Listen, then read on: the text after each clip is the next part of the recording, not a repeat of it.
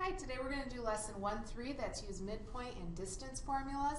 The big question here is how do you find the distance in the midpoint between 2 points in the coordinate plane? So our first example here, find segment lengths. So find RS. One thing you notice in this picture is these little markings right here. What that tells us is that segment RT and segment TS are congruent. So if segment RT is 21.7, segment TS is also 21.7. So in order to find the distance of RS, you simply do 21.7 plus 21.7, and that's 43.4. So RS equals 43.4. Find AB. So we want to find the distance between A and B. Again, notice these little markings tell us that segment AC is congruent to segment CB. So if AC is 2 1/4, segment CB is also 2 1/4. To find the distance, we just do 2 1/4 plus 2 1/4, which is 4 1/2. So the distance from A to B is 4 1/2. Our next one, point C, is the midpoint of segment BD.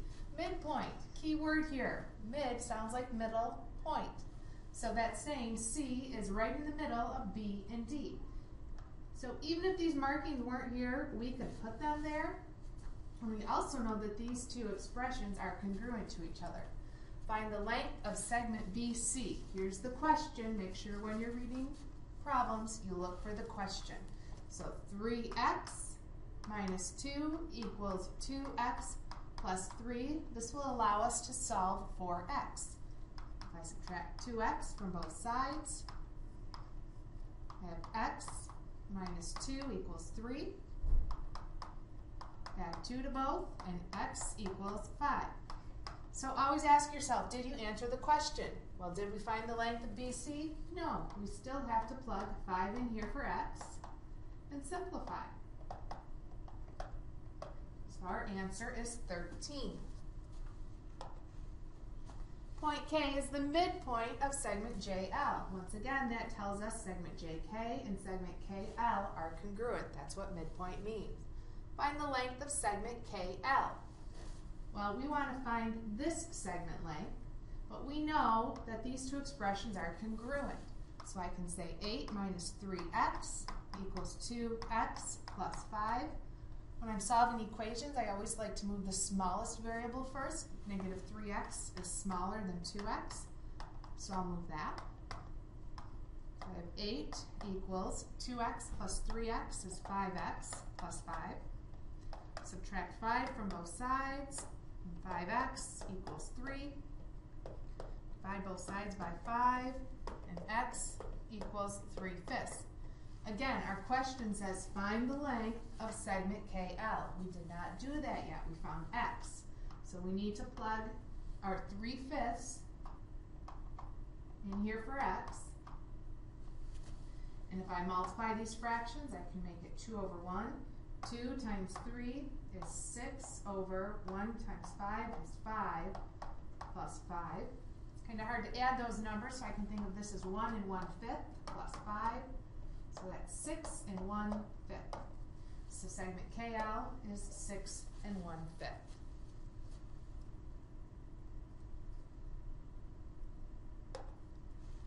Look at your postulates and formulas frame. We're going to add 2 things to this today. The first main idea that we're going to add is the midpoint formula. Our midpoint formula says the coordinates of the midpoint, so the middle of a segment, are the averages of the x coordinates and the y coordinates of the endpoints. Remember, average means we add something together and divide by 2. So if A is x sub 1, y sub 1, and B is x sub 2, y sub 2, these are the points on a coordinate plane, then the midpoint of those 2 points looks like this. We say x1 plus x2 and divide it by 2. y1 plus y2 and divide it by 2. That would give us our x coordinate of the midpoint and our y coordinate of the midpoint. So let's use this. If Find the midpoints. So find the midpoint. The endpoints of segment PR are -2, 5 and 4, 3. Find the coordinates of the midpoint. So we're trying to find this x and y. So I'm going to set this up. I'm going to say my first x plus my second x and divide it by 2. That's going to be my x coordinate. My first y plus my other y and divide it by 2. So -2 plus 4, well that's 2 divided by 2. 5 plus 3, that's 8 divided by 2. 2 divided by 2 is 1. 8 divided by 2 is 4. So my midpoint is 1, 4. Let's try another one like this. The endpoints of segment CD are -8, 1, and D is 2, 4. Find the coordinates of the midpoint. So once again, I find the average of the x's and the average of the y's. So I'll add my x's together. That's -8 plus 2 and divide it by 2. Add my y's, -1 plus 4 and divide by 2. -8 plus 2 is -6 divided by 2. -1 plus 4 is +3 divided by 2. And then simplify. -6 divided by 2 is -3. 3 over 2, well, we can keep it 3 over 2. You could also write 1.5 or 1.5. So my midpoint is -3, 3/2. Find the endpoint. So now we're going to be given the midpoint and one of the endpoints, and we need to find the missing endpoint. So I think I got, yep, here's a picture of this situation. So we need to find this x, y. So we're going to have to set up equations for this one. We're still going to start with the midpoint formula though, so I'm going to set up my midpoint formula first. So I'm going to add the x coordinate of point A plus the x coordinate of point C and divide it by 2. Now I'm going to add the y coordinate of A plus the y coordinate of C and divide it by 2. Now when we simplify, we should get the point 3, 4 because that's the midpoint. So all you have to do is set an equation. Know that these two should be equal and these two should be equal. So my first equation to find my x is 1 plus x divided by 2 equals 3. I'll multiply both sides by 2 to get rid of that 2. So I have 1 plus x equals 6.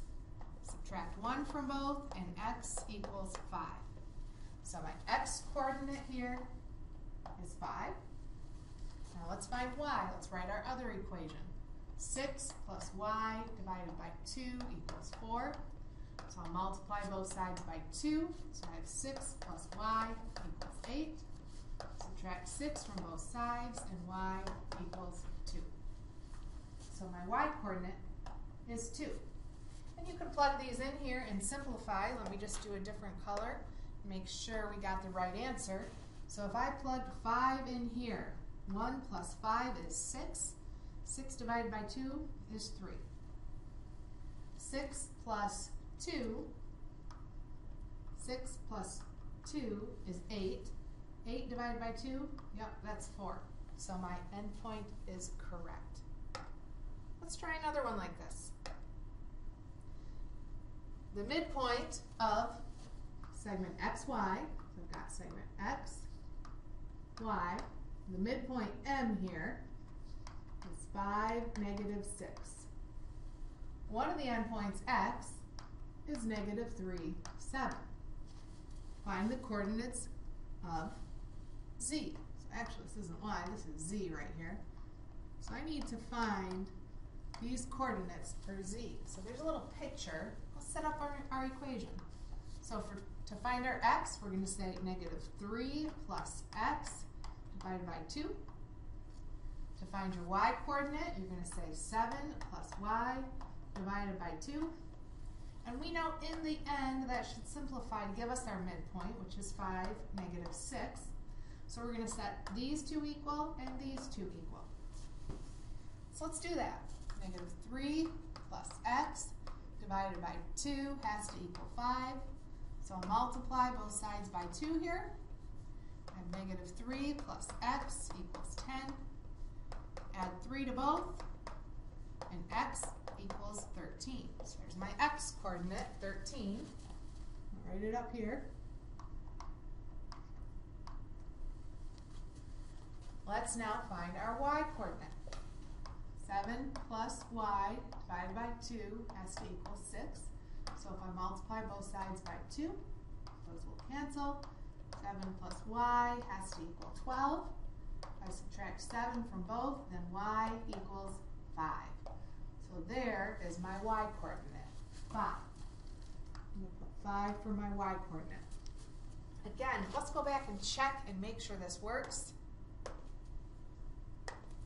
So negative 3 plus 13, negative 3 plus 13 is 10. 10 divided by 2 is 5. 7 plus 5 is 12. 12 divided by 2 is 6. Oh, it's not negative 6. I forgot a negative, didn't I? So let's go back and put our negative sign in here. Negative 6 times 2 is negative 12. Negative 12 minus 7, it's not 5, that's negative 19. So this point should actually be negative 19. Let's check that out. 7 plus negative 19 divided by 2. 7 and negative 19 is negative 12 divided by 2, which is negative 6. So that is why it's important we go back and check our answers to make sure they work out.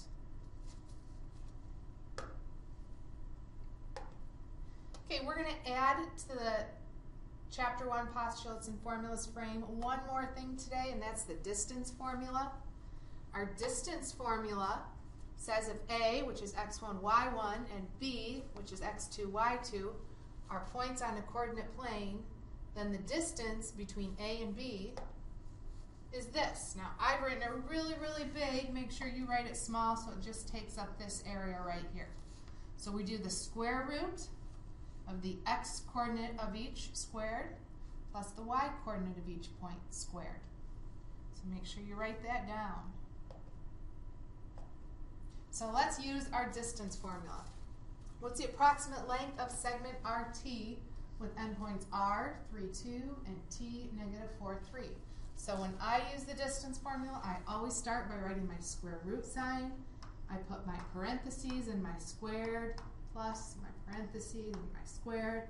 I have minus signs in the middle. So I kind of fill in the skeleton of it. Now I'm going to put the points in there. So my x's, my first x is 3, my other x is negative 4. My first y is 2, my other y is 3. Now let's simplify this. Minus and negative becomes plus. 3 plus 4 is 7 squared. And I still have this big square root. Plus 2 minus 3 is negative 1 squared.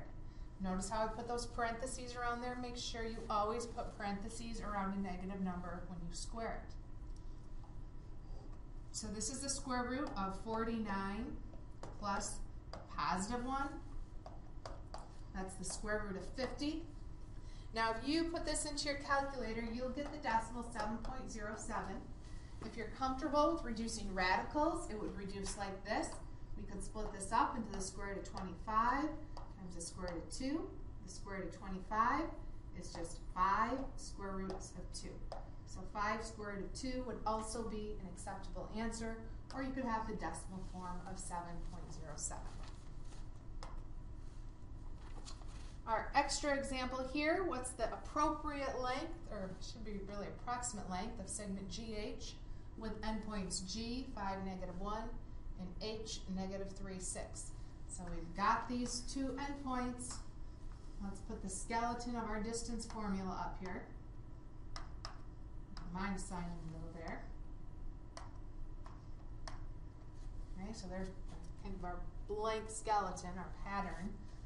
Filling in the x's, I've got a 5 here and a negative 3. My y's, I've got a negative 1 and a 6. So you got to make sure you keep these in the right order. Here's the x of the G, and here's the y of the G. Here's the x of the H, and here's the y of the H. So let's simplify this. Keep my big square root sign. 5 minus a negative 3, well, that becomes plus, so I have 8 squared, plus negative 1 minus 6, well, that's really like plus a negative 6, so that's a negative 7 squared. 8 squared is 64, plus negative 7 squared is 49. Still got the square root of that, so it's the square root of 113. And if you put that in your calculator, the decimal form is 10.63, and I just rounded to the hundredth spot. And that is all for this lesson.